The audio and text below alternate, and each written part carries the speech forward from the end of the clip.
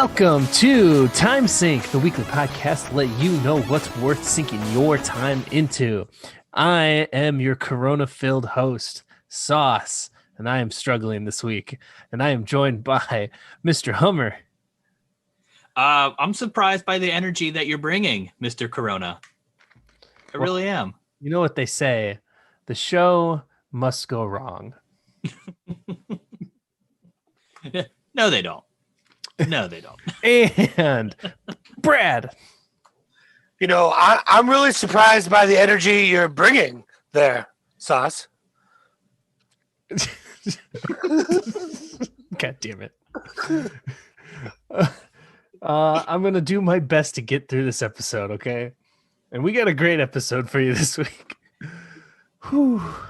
This week, we're going to talk about Valhalla, Greyhound, On the Rocks, Aunty Donna's Big Ol' House of Fun, Spider-Man, Miles Morales, and Chappelle's Show. So stick around. So Hummer, you are the only lucky son of a bitch that was able to get an Xbox Series X. So I know you're taking advantage of that. You want to tell us about it? It's miserable. Trust me, guys. You don't need it. You definitely don't want it. You know, you don't want a PS5 either. I heard those are awful too. I heard they're actually non-existent because they're so hard to get right now. But no, it's actually amazing. It's incredible. I'm enjoying the crap out of it.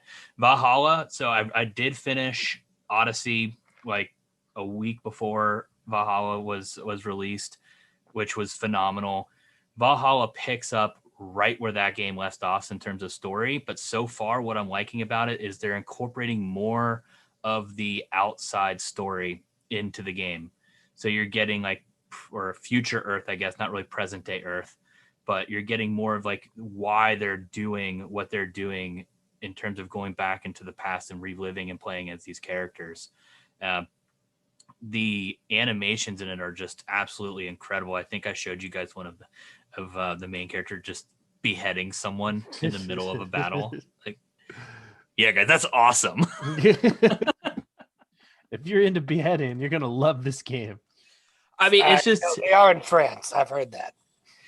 Well, they're well, it takes place like you start off in Norway, and not to give too much of a giveaway here, you do cross the English Channel to settle in new lands. Not going to say which country, but it's a lot different than Odyssey. At first, I was kind of disappointed that it was so much different than Odyssey. Like you don't have any of the mercenaries or like bounties that get placed on your head. But really, the whole goal is you're trying to start a new settlement. You're trying to build the settlement, and then like you do a lot of like raiding, which is super fun to do. Just going and destroying missionaries and churches and towns, and there's just pillaging. There's just pillaging. You love it. It's your hotspot.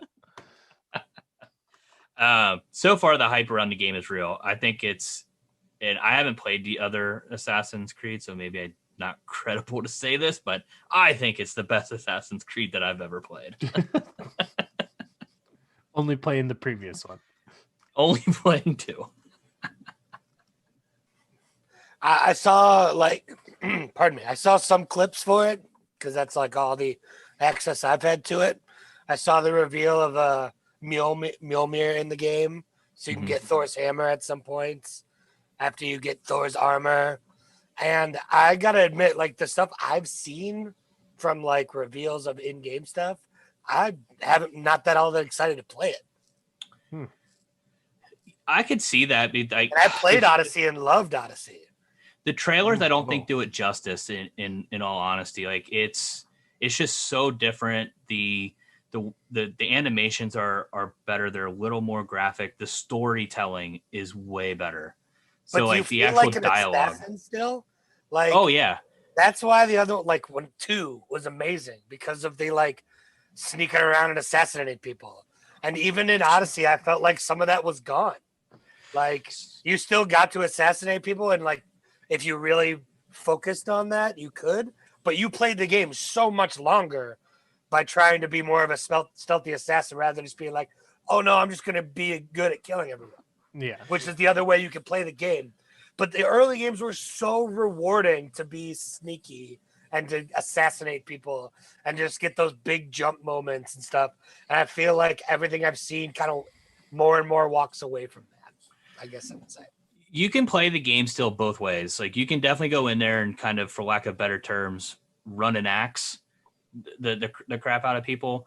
Or there's some missions like where it's basically, yes, here's a guy, we want you to assassinate him. And you have the option if you want to go storm through the village and kill everybody, or you can go and like they kind of set it up so that you have the option, or there's a way that you can actually plan to sneak into the base, kill, strategic people, carry their bodies, hide them so they can't be seen. So they actually have more places that you can hide throughout the game. So you can jump like a bale of hay and kind of just wait for the guard to come around and then pop out of the hay and assassinate them. So there's a lot of cool stuff you can do with that. They did kind of institute something very similar to what Odyssey did with the cult. And I actually think it's kind of an extension of the story, if you would, that they're kind of hinting that there's been more than one cult, or the cult has been present throughout generations. This is where you haven't played the rest of the games, because the Cult of Cosmos was the Templars. Like, it's all the Templars. It's the Assassins versus the Templars. No matter what shape the group takes, they're the Assassins versus the Templars. That's right. What earlier games would have told you. Well, I started picking that up through playing this one, because there's literally like one of the last artifacts that you pick up in Odyssey shows up in this one.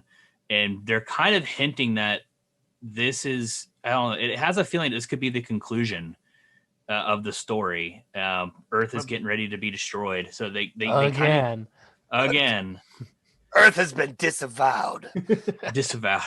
I mean, just the way they're like, just, I don't know, the way I'm seeing the story play out, like there seems to be some conclusion to it. It's different than what Odyssey did.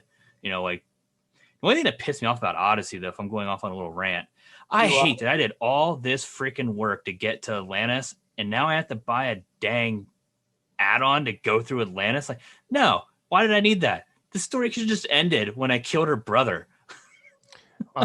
Spoilers. Sorry. You're not the only one that felt that way, but that's what game creators do now for end game content, post game content.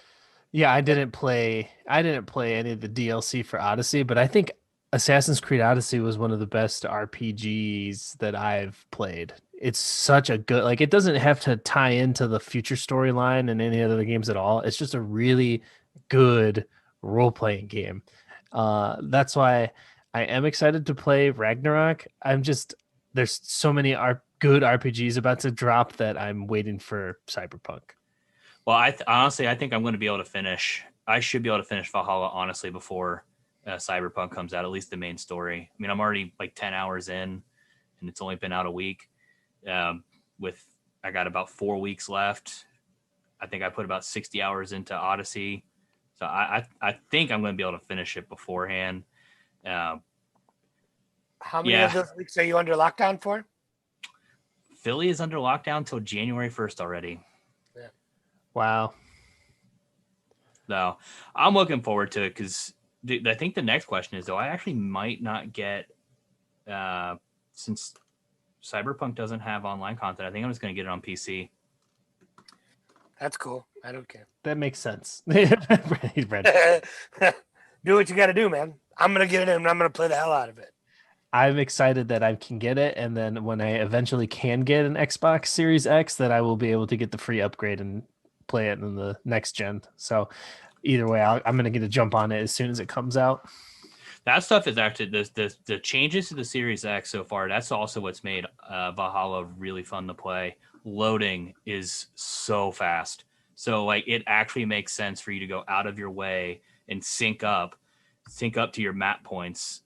Like if you're just like doing a side mission or a fetch quest, on your way to the fetch quest, stop by, sync it, and then next time you have to do that map, you're just there. Stop on by. It saved me time already just going out of my way, the 5 minutes or whatever it is in game to just go there, do it. Because then the next time I have to go there, I'm like, shit, I have to ride a horse 1,000 kilometers. Nope. 10 That is seconds. Too much. Quick load. So where you at score wise so far? Now that you're 10 hours in, should I stop what I'm playing and just pick this game up, or what do you think? Considering the fact that I feel like a lack of games for Xbox fans out there that are new. If you have, I'm gonna put it this way: if you're dead set on getting Cyberpunk and you can only get one game, wait, right? But if you can get both games, get Valhalla and start playing it. You're not gonna regret it. Cool. I don't know what to score that. It's a 4. So what is Greyhound? Greyhound is the movie that I think Tom Hanks got corona while filming. Oh geez. Corona is not fun. Let me tell you. I could be mistaken on that, but basically it's a World War II film about American destroyers working, not destroyed, but American World War II ships in conjunction with the British escorting the merchant ships across the Atlantic Ocean. And all of that lines up with the Tom Hanks film. Yeah. Basically, it kind of outlines that the first few hours of a trip are the safest because you have air cover. The final few hours of a trip are the safest because you have air cover. Once you're in the middle of the ocean, the U-boats wreak havoc, and it's just about like the survival of this trip of him getting across the sea safely. I think it was really good. It's one of the better World War II movies I think I've seen. Way better than Midway. I know we talked about Midway a few weeks ago. I'd actually say this one's worth watching if you already have access to Apple TV, because it's not worth adding another streaming service for. Mm-hmm. I just don't think the content's there for Apple TV Plus yet to warrant paying for it outright on its own. So if you have Apple TV, I'm saying it's a 4. You should watch it this weekend. It's awesome. It's just there's a lot of suspense. It's almost like almost like a thriller in a sense, the way they were able to do it in conjunction with an action movie. Just really well done. The Tom Hanks, I think, was phenomenal in it. There's some other. It's weird because from a casting perspective, it's like you get one big guy in Tom Hanks. I feel like everybody else is kind of, off to the side, but it's mainly focusing on him and in his trials as a captain and his decisions. But honestly, not a lot to follow up on. It's a World War II movie. Is it only on Apple TV? I think at the moment. Otherwise, I believe so, because it's an Apple original film. Okay. Who directed it? Anybody big? Aaron Schneider. Is that big? No. Not ringing any bells. Not ringing any bells. I mean, Tom Hanks is basically the biggest star, and it seems like what Apple is doing is they're trying to get some big names to anchor a few original films, get some buzz about Apple TV Plus. A lot of people are going to be coming off their free trials here, this guy included. Am I going to give it? Probably not. I don't need another streaming service in my life. The only thing that is cool about Apple TV is how it organizes all of your different content into one. But that's just the app. The app is great. Yeah. The app is really well done. But I'm surprised you used your subscription on Apple TV for that and not Ted Lasso, which looks great, that Jason Sudeikis is doing. I mean, I'm not finished with what I'm exploring, because this was the first time I actually went and checked out the content on Apple TV Plus. So I was just like, let's see what's out there. Saw the Tom Hanks movie, knew it had some hype. And then I saw that Bill Murray was also in a movie, and I haven't seen a new Bill Murray movie in forever. I don't know how they got a hold of him with his 1-800 number. And it also had Rashida Jones, and I think she's hysterical. So I watched the movie On the Rocks, which is like a hour and 36-minute anti-rom-com. It's like there's like comedy, there's romance, but it's not about the romance. It's about the father and the daughter connecting, and it's hysterical. I thought it was really funny.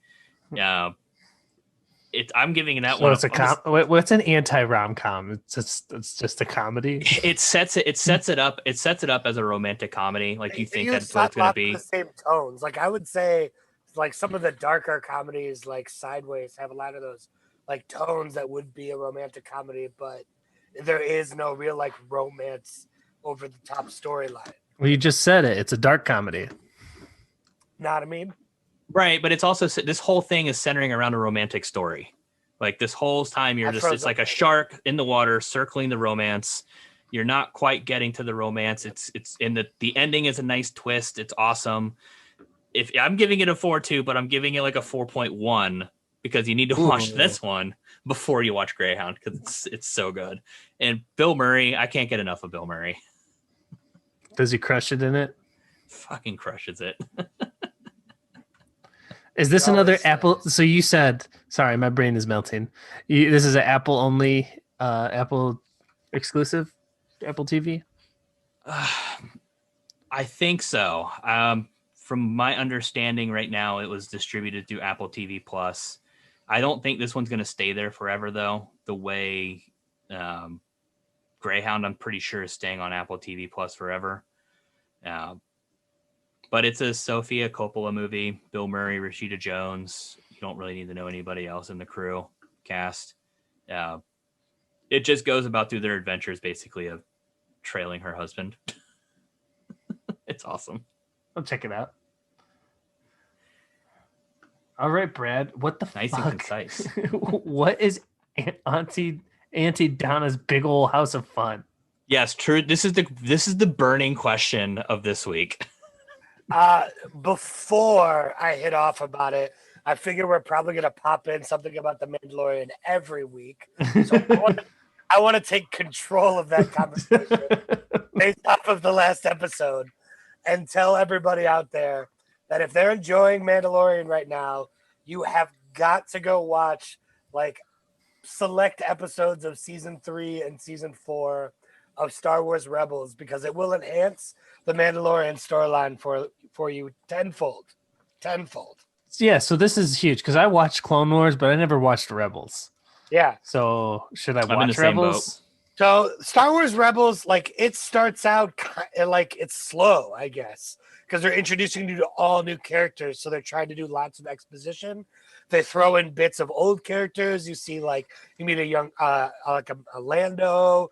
You meet Hondo, and it's like characters that you've seen before. They reintroduce you to Ahsoka, and you that's the last time you see Ahsoka is when she fought Vader and kind of like messed him up. And I won't go into more of that. You get Kenobi finally defeating Darth Maul. But then what's going on with the Mandalorian is they find the Darksaber in season 3. Then Sabine has the Darksaber, and they use it to help overthrow Empire on Mandalore and then start the Great Purge. But the person who had the Darksaber last was Bo-Katan, and now we have all this Darksaber talk in the Mandalorian. And with Dave Filoni directing an upcoming episode, it kind of feels like we're going to get some storylines intertwining, and it's set up for like great Star Wars content that I know we all missed over these last 3 feature films. 4 if you include how bad Solo was. I'm surprised the Mandalorian has turned out this good with Kathleen Kennedy still as an executive producer. It's been short as fantastic. And Bryce Dallas Howard totally redeemed himself by directing an amazing episode in the 3rd one of the season after having the worst one of the last season. It's going to be so hard for these guys to top how great that episode was. I mean, so far, I think this season's better than last season. I think they're doing a good job of Dave right Filoni, off the bat. The next one is Carl Weathers. You know, he's got a stew going. Just throw in a bone. You got yourself a stew. You know that episode's gonna be delicious. That's why you save the bones, man. That's awesome. Yeah, thank you for bringing up the talk about it for a moment before I get into my segment. So, is there anything else you want to talk about the Mandalorian? Did you guys get that GIF that I sent you of? It's a shot for shot comparison of Ron Howard's Apollo, how the ship's like crashing into the Earth's atmosphere. And so you didn't see this. Okay. So next to the Razor Crest of Bryce Dallas Howard having the Razor Crest crash into the atmosphere of the planet from last week's episode, it's shot for shot the exact same thing. She's like honoring her dad. It's really cool. Oh, I didn't see that. No, that's cool. Nice. Yeah. Also, Good callback. I was starting to worry that your COVID has mushed your brain. I don't know how I got through that. Like those words just kind of just fell out of my mouth. I think that you Frog lady that and never did is an effect of your corona for sure. Did I imagine that? Okay. Did you guys just think it was hard to watch every time the child ate one of the frog lady's eggs? Yeah, it was kind of cringy for sure. And I then was expecting him to eat something more. Well, I read an article that was like, maybe he was just trying to defend the eggs. And I was like, yeah, maybe he was. And then I rewatched it and I was like, nope, he's just eating those things. I think I text you guys that Baby Yoda is an asshole. That's what I was referring to. He just kept eyeballing them too, like, is anybody gonna leave him alone? And every time they were left alone, I'm like, oh no, there goes Baby Yoda going after the eggs. Oh my god, it hurt my soul every time. And then like the lady never called him out on it either. She's like, just like, does she not count her eggs? Does she not know how many eggs there are? It's bound to happen on a journey like that with your babies. Just trying to get her, just You're bound to lose a few. A hard-working lady in the world trying to get her eggs fertilized. But then like Baby Yoda couldn't eat the soup spider. Oh yeah. I'm like, eat the soup spider. Just eat it. Oh, there's so many spoilers I wanted to like pull out of that episode. Like the other one where like there were the spiders like just dropping down from the cart up over Baby Yoda. I'm like, is he gonna eat this one too? No. It'd have been a lot cooler if he did. What's if you go back and I rewatched season 1 recently, and they're really paying attention to detail. Because in the first episode of The Mandalorian, he gets Carl Weathers is giving him credits that he can't use. He's giving him like Mon Calamari credits and like different stuff that isn't like doesn't pay very well. And then he uses them in the last episode. So he got them in the first episode and actually spent them in this most recent episode. They're just little details like that they're paying attention to. They're like another one. The translucent like coins. That's what they were. Well, they had another one too. Their continuity people are doing a good job because at the end of, I think it's episode 2, he comes away with having green slime all over him. And in the beginning of episode 3, he has the green slime all over him that is now dried. Yeah, I didn't notice that. So that when you pointed that out, that's awesome. All right, just little things. So Brad. All right, so the actual thing that I came to talk to you guys about this week, Aunty Donna's Big Ol' House of Fun. Yes.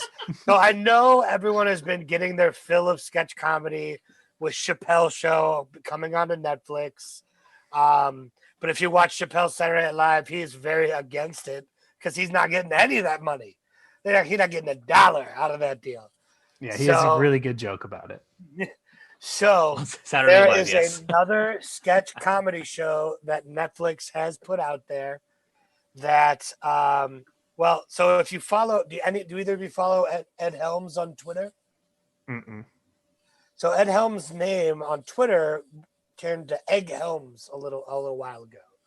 And that's because of one of the skits from this sketch comedy show where he had an existential crisis because he's thought his name's Egg Helms over the last couple of years because he is one of the executive producers on this show. It was a great skit. But anyways, Aunty Donna is this Australian-born trio of comedians and sketch comedians. They're listed as a music group. So they'd put you're going to put them somewhere around like the Lonely Island guys, or I would have compared them to the New Zealand guys. Why can't I think of their names? The sketch comedy group with the they did the It's Business Time song. It's anyways, but I didn't want to make that comparison because I know the Australians and New Zealanders don't like to be compared. You don't compare Aussies to Kiwis. It's oranges and bananas. You don't do it. I'm gonna ask my Aussie friends who are coming down this weekend from New York if that's true. Don't do it. He's gonna punch you right in the mouth. I'm gonna be like, so Drew, I heard that you and New Zealanders both like to wrestle crocodiles on your beaches. Is that true? and say Sheila. Yeah, definitely prod and poke him as much as possible about it. So anyways, these guys have been around for a few years. They have a YouTube page, a pretty big following, but they got this chance to do this Netflix show based on a lot of their stuff, and they put out 6 episodes of zany and amazing sketch comedy, guys. I thought it was better than I Think You Should Leave. Wow. That was going to be my question. I think You Should Leave is a little bit more American and not quite as like I'm having internet problems, but I think that they're Australian. Everything is, they do lots of like songs and they're like weird and quirky and like the Flight of the Conchords. Is that what you were thinking? Flight of the Conchords. Like a movie singing songs, fighting around the world. So they don't make their own music as much as they do more electronic and like hip hop stuff. That's why I compared them to Lonely Island. But they're a little weirder, I guess I would say. But they like to take those sketches where they're like really jubilant and then take dark twists on stuff. They're gonna make the audience feel awkward. They're gonna make each other feel awkward. The opening skit was this song called Everything's a Drum, and I was on the floor laughing the whole time. Was hooked right off the bat. I've probably watched all 6 episodes 4 or 5 times now. They're only about 20, 23 minutes, and I've just had them going on in the background of lots of stuff because it's hysterical. They do the Ellen DeGeneres bit is earlier I referenced it and I said 3 Toyota Corollas, and that's part of the bit that you would understand if you had watched this. Really, it just came on Netflix. It's within the last week. My algorithm pretty much gave it to me when I agreed to start paying more money for Netflix, because Netflix was like, hey, we're going to take a little bit more of your money. And I was like, okay. And we can. Yeah, because They did that, so did Hulu. Got me. They've got me. But now my Hulu, Disney Plus, and ESPN Plus, which I'll never use, are bundled together. You don't use ESPN Plus? What? I tried to use ESPN Plus to watch the NBA draft today. No. You have to have regular ESPN, which means cable. So I went to CBS, and they were putting on like terrible draft coverage. So I was like, oh, I got to find something better. So I went to YouTube, and everything was 30 times worse than CBS because it was guys like us just going, oh, who's that guy? Who they just, he's French? French people don't play basketball. And I was like, what kind of draft analysis is this? Well, take a nap. Then play with the basketball. If he didn't play at Duke, he barely even played. It was ridiculous. So, yes, I'll never use ESPN Plus, most likely. But my Disney Plus and Hulu are now bundled, so it's cheaper. Moving up in the world. I saved like $8 doing that, and I still don't pay for ads. I still refuse to pay less and have to watch ads. People who do that are insane. It is a problem. And I think President Biden needs to get on it right away. But add it to the list. Add it to the list. Stop people from paying for ad with subscriptions. Get out of here. I can't stand this segment brought to you by the Super PAC. Super PAC for ads against paying. People that have ads on their YouTube. Oh, I hate it. I can't stand it. When I get directed to YouTube through my Facebook app, so I'd have to watch an advertisement first because my Google Premium hasn't gotten my YouTube premium over changed because the algorithms aren't in place already? And you sound What like are they doing? the algorithms are all algorithmy, and the algorithms. What are these big tech companies even doing? Did you Stealing see my private data and selling it to anybody that targets me advertisements? Did you actually see what YouTube just instituted? They took ads are like so. YouTube now reserves the right to put an ad on any video on their service, regardless of whether it's in their like partner slot or whatever. So if we put this up on YouTube, they can put an ad in front of it, and we won't get paid for it. YouTube We were just gonna get paid screwing for the it little anyway. guy, man. We were getting paid for it anyway. One day, man. One day. Not until we're like holding up cans of Coke within the video are we getting paid for anything. Oh, dude, I'm gonna look like a NASCAR driver. I'm just gonna have everything all over me. I've said I would never get a tattoo, but man, if Have somebody blue ribbon. that I got an annual fee for, I might. But that was before you realized the refreshing taste of Coca-Cola really just hit those taste buds just right. Don't forget Sprite. It's so refreshing. Of your taste buds. So the taste is 92% activated. What's going on? So anyway, yeah, so you're saying it's better than I Think You Should Leave. I mean, it was different enough that I think that not everyone will feel that way because it was a little weirder, a little bit more of like a Tim and Eric. Because Scott Aukerman, another one of the producers on there, which is a name you know if you know Comedy Bang Bang, In Between Two Ferns, Tim and Eric. If you are subscribed to that level of comedy, Eric Andre. So it's got a little bit of that vibe to it as well. They do lots of like small characters like within bits. One of my favorites was a puppet with a plush puppy and a plant, because it's a wonderful play of English language. I also like the cowboy, which you would understand if you'd seen the show again. There was a skit that was two guys at a party who definitely don't want to fight. That was a great bit. Free time was a great bit. They're just it was countless. I'm laughing the entire show.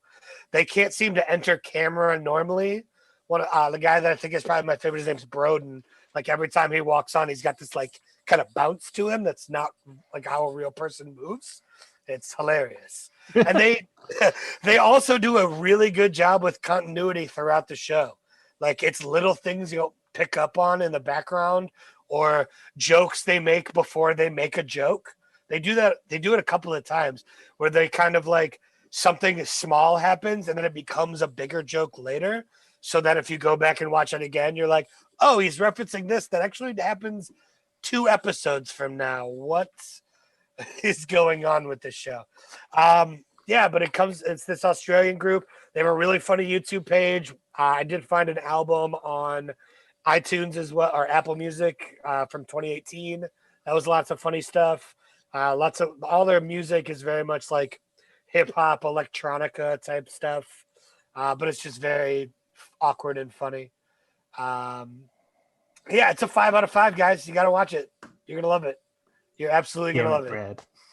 You are and you could, like I said, it's like 6 20-minute episodes. You're gonna burn through it. You're gonna love it. You're gonna thank me for it. Writing this one down. And if you, that's for you, Tito, out there in viewership land. Tito, this is for Tito to broaden his. I mean, you're not going to feel any better. His sense of humor, but you are going to be. Whatever. Tito's going to be out here quoting the relatable song. I'm telling you, that's the relatable song. Is Tito's going to be reciting lyrics from that bad boy. And what if we don't think it's amazing? What are the repercussions? Oh, then you're gonna find out why everything's a drum. Obviously, you're referencing the show. I'm guessing again that I haven't. You'll get it later. Literally, you'll know it when you're older. literally, because you're gonna go watch it later, and you'll be older than you are right now. Like I am a year older today. Oh yeah, happy birthday! Yay! Lockdown birthdays. Yep, that's Hummer. You had your birthday during lockdown, didn't you? Nope, I had it right before lockdown. Oh, nice. Squeaked in at the buzzer. All right, before I get depressed, so I don't know if you can tell by my background, but Is that Spider-Man catching COVID? it's actually spreading it. Super spreading it. Catching it in his web. Spider-Man Miles Morales, PlayStation exclusive. Boo. Rubbish. Neither of you guys play PlayStation, so you're missing out on some of the best games that have come out in the last 10 years. I'm so waiting for a PS4 Pro to go like dirt cheap once these consoles are widely available. Once you have your PS5, let me get that PS4. I mean, when I get the 5, I'm gonna trade in the 4 for it. Boo. You should let him borrow it first. Yeah, let Hummer be your conscience. Just in a scenario, though. Don't be yawning. We know. Come on. This is a hoax. Yeah, I'm just faking it. I'm part of the liberal media, faking my symptoms. Haven't we decided we are part of the liberal media? Yeah, that's why I said that I'm part of it. So anyway, Spider-Man Miles Morales. So this is not the full sequel to the Spider-Man game. It's a spin-off, like a spin-off comic. It's like when Joey went to California. It's exactly like that. Except good. That was a Friends reference for Hummer. Oh, he could get it? No, I'm just sitting there thinking Joey goes to California. I was like, I can't even take it serious. What a terrible idea. Joey couldn't survive in California. He barely survived in New York with his friends. There wasn't enough pizza anyway. All right. So before my brain turns off, Miles Morales. It is sort of a sequel. It's a spin-off. The first Spider-Man game that came out for the PlayStation 4 is one of the best superhero games ever created of all time. It's for sure the best Spider-Man game because there's still some good ones. It is a reason that you should go out and get a PlayStation just to play the first Spider-Man. It's just called Spider-Man, I'm pretty sure. Maybe Spider-Man, Marvel Spider-Man, yep. And now that the PS5's coming out, they've remastered that Spider-Man with a new facial model, which is weird because the new actor that plays Peter Parker, it looks like 10 years younger and it looks really weird, and it's weird to see him on screen. I liked the previous face model, but it's the same voice actor who's really a really good voice actor. So Yuri Lowenthal, he's still Peter Parker, so that's still good. But for sure, if you haven't played the first Spider-Man, you need to play that before you play Miles Morales, because everything that happens in the story is referenced, would be spoiled, and everything that happens in the first one leads into this. It picks up right where that left off. But you're playing as Miles Morales, the half Puerto Rican, half black Spider-Man, which this game does so much for representation for like different minority groups. They even introduced, which is weird to think about, but female bad guys. Because in the first game, you're only beating up, people that are broken out of prison, mobsters, gang members, triad members, but none of them are female. So you actually are fighting female bad guys this game, which I thought was interesting because I can never really think of an example where that's the case. really cool to see. Skyrim. What? Skyrim. You fight some ladies in Skyrim. Yeah, I guess I didn't do a lot of thinking about it, and in RPGs, yeah, but like in just main like game, like Like when it's like henchman mentality, action Yeah. adventure stuff. because Yeah, you're right. most of those Skyrim characters have a little bit more development, and they're like more like personal, or not personal, but like developed characters.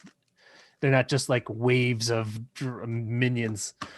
So it's really cool to see the representation. Really cool to see Spider-Man standing up for. He's basically Harlem Spider-Man. They take all the improvements that they wanted to make in their first Spider-Man game and tweaked it. Like you can go play that Spider-Man and then immediately lead into this, and it'll pick up gameplay mechanic wise, like right where you left off. All the power-ups that you had transfer right over. It's not like you have to start back at the beginning. It's a fantastic story.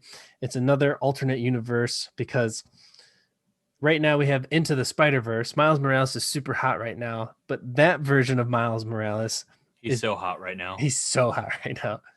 He's everywhere.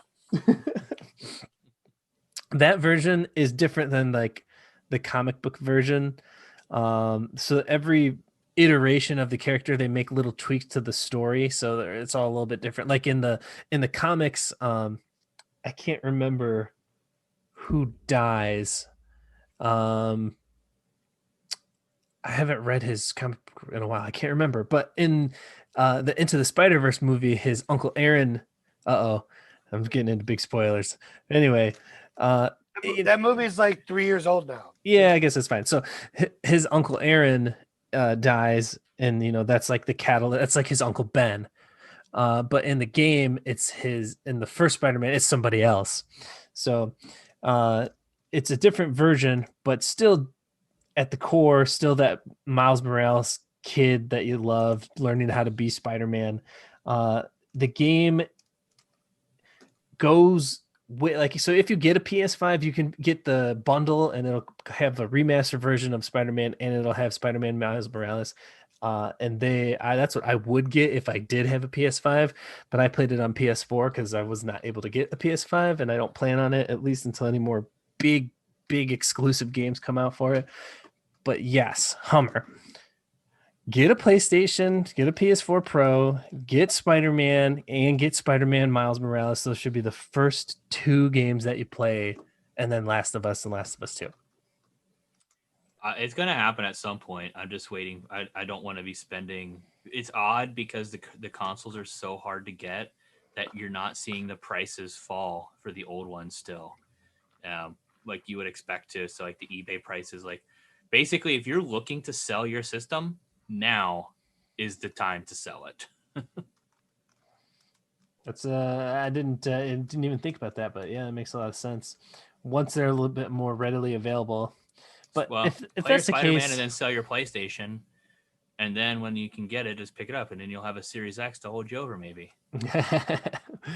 like out of everything out right now. So what's out right now that's new? There's Watch Dogs, there's Assassin's Creed, Spider-Man, some Switch games.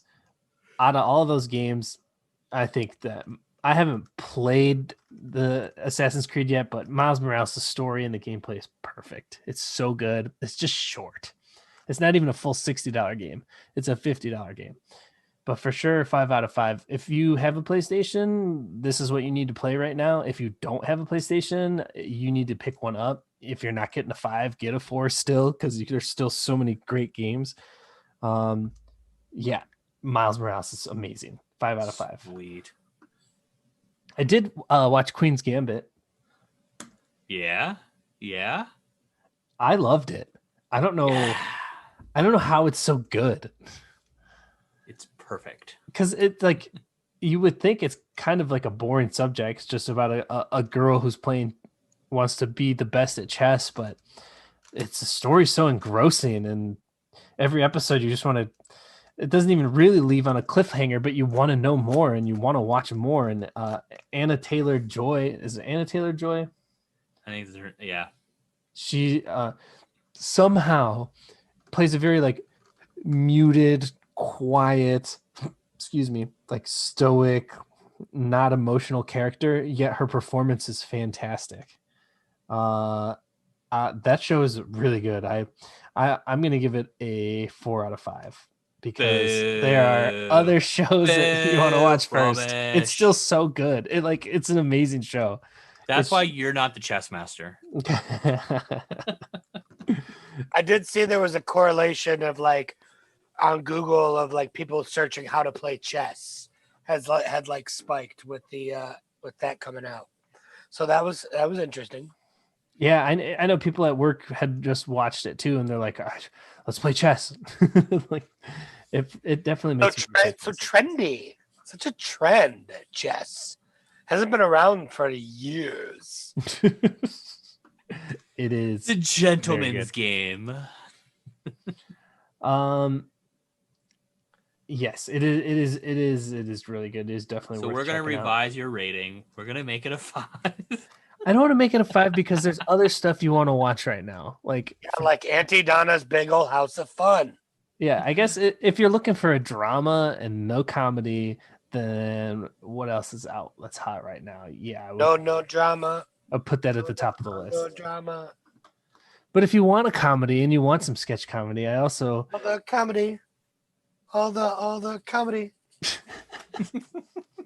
That was the inverse to the no drama bit that I just did. See, yeah. all the comedy. See, I'm gonna go back to drinking now. This is the stuff Tito doesn't get. All right, so Chappelle's Show is, like Brad said earlier, it's on Netflix. I wanted to go back and watch it because I wanted to see I have been. if it's still relevant, like if it's still funny, if it's still He really goes in on women a lot. Like a lot. Like that stuff probably wouldn't get on air anymore. Maybe it would because it's Chappelle. Like Chappelle has always just kind of been able to say what he wants to, and like people are like, "We're mad," and he's like, "So what?" Yeah, well, the very first episode is a very controversial skit. Is the Tyrone? What is it? Not It's the black white supremacist. And they go all in on the hard R. It's hilarious. But hysterical. So that show came out in 2004. So I was like 17, and now it's coming out almost 17 years later. That's why I really wanted to go back and watch it and see if it was still everything I remembered it to be. And it's actually more now because now I actually understand more of the jokes way more. I know I just watched the Wayne Brady sketch like the other day, and that was still so funny. Yeah, it's still worth. It's still. I didn't know you like to get wet, Dave. That's angel dust. Even if you've never seen Chappelle's Show before, it's worth going back and watching now. Like, it's not funny just because it's nostalgic. It's funny just because it's hilarious. A young pre-political Dave Chappelle. You say that, but he's in his 30s when he does that show.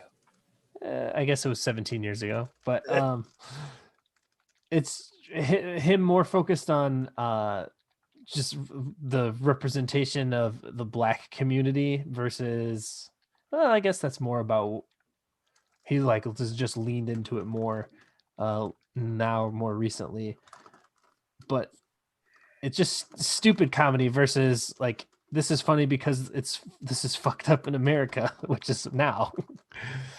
Yeah, it's still good. If you want a sketch comedy show, honestly, I would probably, if you're me, I'm gonna watch what Brad recommended before I watch Chappelle's Show.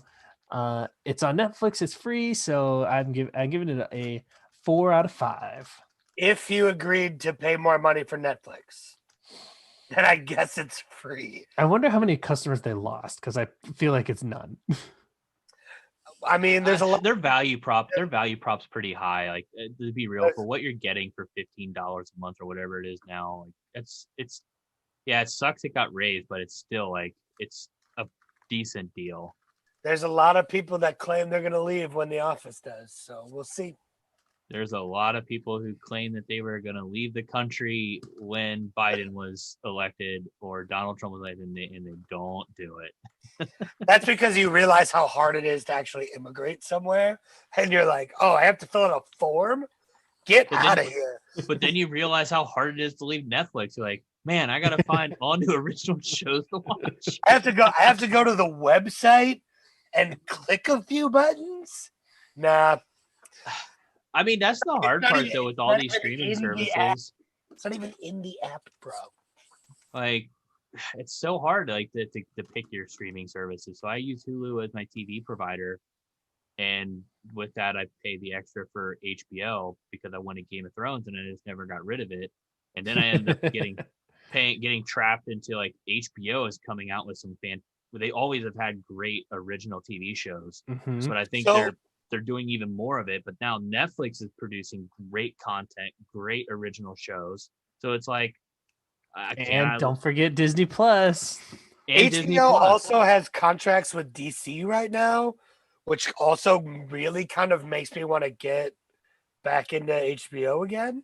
Not only do I really want to watch the second season of in his Dark Materials, the first season was really good. But they're going to put 1984 on HBO Max. Mm-hmm. So you are because the theaters are probably all going to be closed by the time any of this is done. The movie theaters will no longer exist. You're going to be able to watch it on your HBO Max. I'm assuming with a pay probably close to the Mulan price, which sucks. Oh no, I didn't think about that. Because that Mulan price was gross. Yeah, that was foul. That's why I haven't watched Mulan. Well, guys, if we want, we can just start saving some money to get a really large bank loan, and then after COVID's done, we can just purchase some movie theaters and start our own movie theater chain. What? Okay.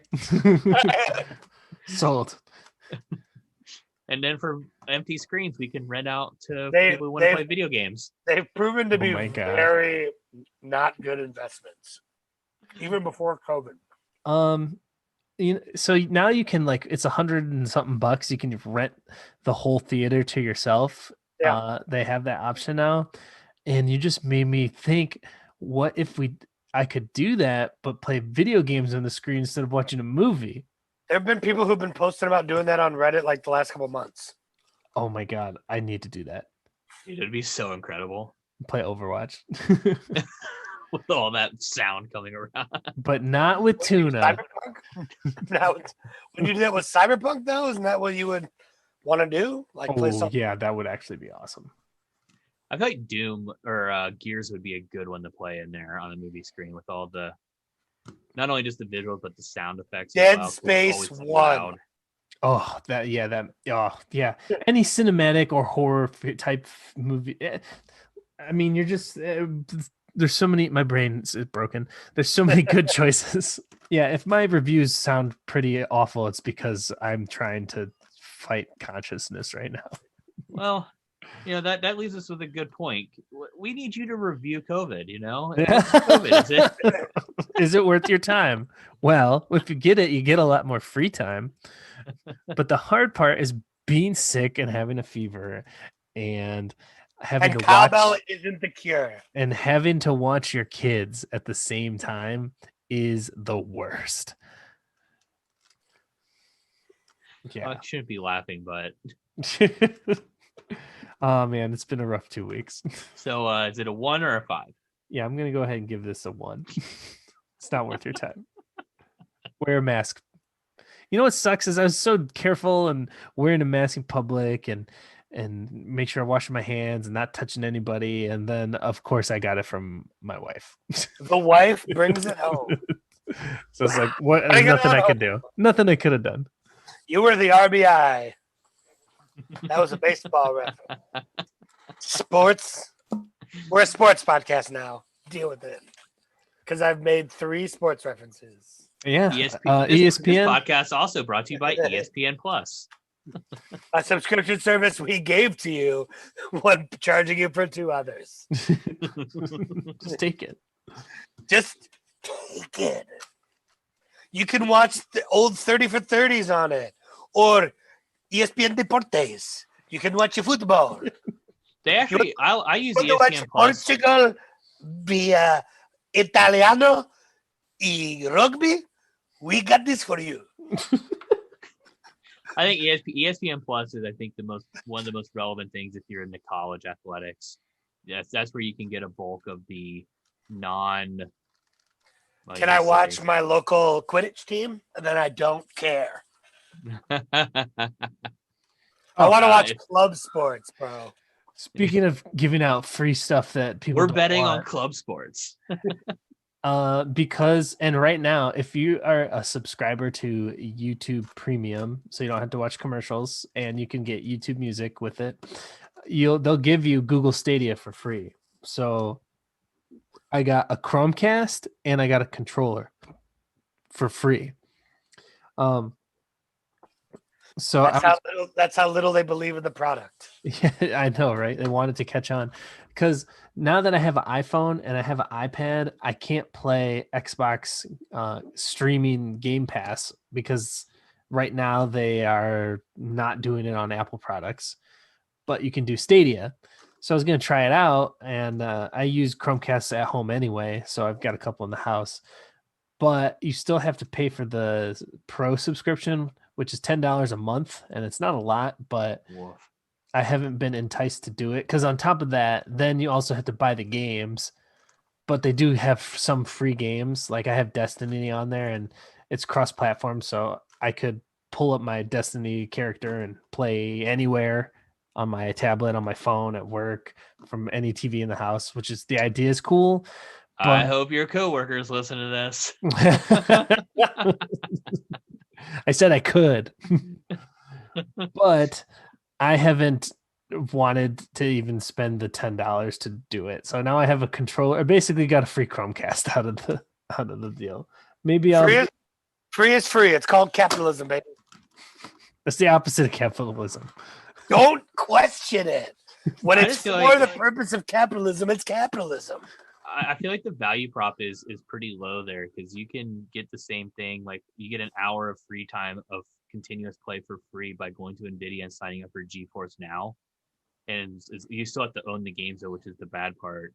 And then like Google, like the Game Pass, I'm sure they're gonna have to, like, Apple's gonna have to relent at some point and realize that they're not gonna, like, they're just like, if you're not in the hardware business, like Sony or Xbox or like NVIDIA or AMD, you as a streaming service for video games just isn't going to be ideal. Like people want to be able to play the games they currently own on the platform that they currently buy it. So I want to be able to have the option of playing it on my living room in awesome, no lag environments, not worrying about my internet connection necessarily. And I also want to be able to play it when I'm at work with Frank. Exactly. Wait, you're gonna go to Frank's work and play it? Just video games. I'm gonna sit in his office and just sit there and say, "Oh, what's this guy doing?" He's like, "Oh, he's playing GeForce Now." That's my video game boy. Don't worry about him. We're playing Overwatch. He's The here to internet play was shoddy. video We couldn't hear each other, so we had to get in the same room. I mean, some people already come into my office and play Among Us anyway, so not unheard of. Among Us. All right, I'm gonna die. So that's all we got for you this week. Thanks for tuning in. Make sure to check us out on all your favorite social media platforms and listen to us on your favorite podcasting service. And I hopefully will be alive next week. See ya. That was grim. I didn't like that at all.